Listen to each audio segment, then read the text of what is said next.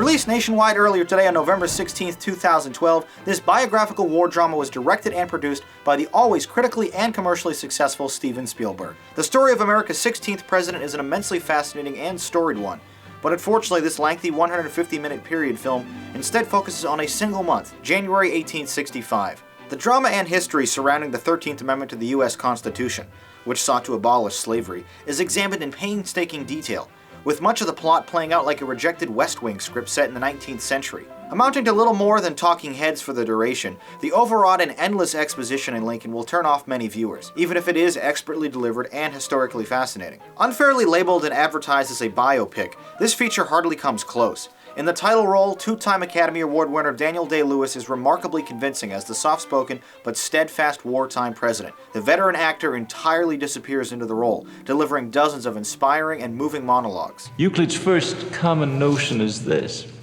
things which are equal to the same thing are equal to each other. That's a rule of mathematical reasoning. It's true because it works. Has done and always will do. In his book, Euclid says this is self-evident. You see, there it is, even in that 2,000-year-old book of mechanical law. It is a self-evident truth that things which are equal to the same thing are equal to each other. Although he's given little to do beyond talking and staring off into the distance, he pulls off the performance so well, he'll likely score himself another Oscar nomination.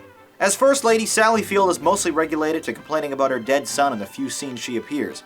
But since we're never introduced to the late William Lincoln or witness to any real semblance of a relationship between the first family, it's hard to get involved in what is a rather emotionally empty picture. Although it's brilliantly directed by Spielberg and soulfully scored by John Williams, this picture sort of listlessly meanders from one scene into the next without much driving the plot other than the aforementioned focus on the slavery amendment. The enormous expert-caliber supporting cast is insultingly underutilized. Seasoned actors like Hal Holbrook, Joseph Gordon-Levitt, Bruce McGill, Gregory Itzin, Jackie Earle Haley, David Stratham all stand around like background players with little to do or say for most of the picture. The notable exceptions are Tommy Lee Jones as the ambitiously uncompromising Thaddeus Stevens, who is dissatisfied with the amendment because it doesn't go far enough, and James Spader as a portly character who's called upon to procure votes, whose wild delivery and mannerisms truly let the three-time Emmy Award winner shine. With the majority of the picture taking place within the White House and Capitol buildings, the period-accurate costumes, lighting, and locations lend greatly to this picture's authenticity, even if some occasionally jarring jump-cut style edits took me out of the moment.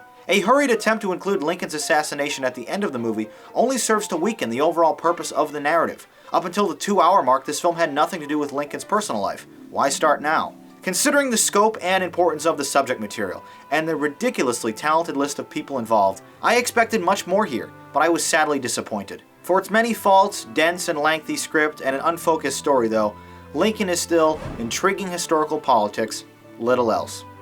Now let's see what you had to say about this movie in the YouTube comments.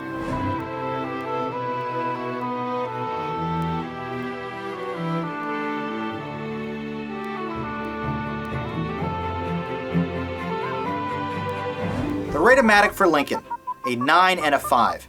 Rarely are we so far apart in a feature, but those that saw this movie early commended the beautiful cinematography and, of course, Daniel's acting. You thought it was awesome. I too thought the acting and visuals were terrific, but the almost pompous treatment of such weighty political themes didn't help any. It's enjoyable only as a fascinating history lesson. I thought it was alright.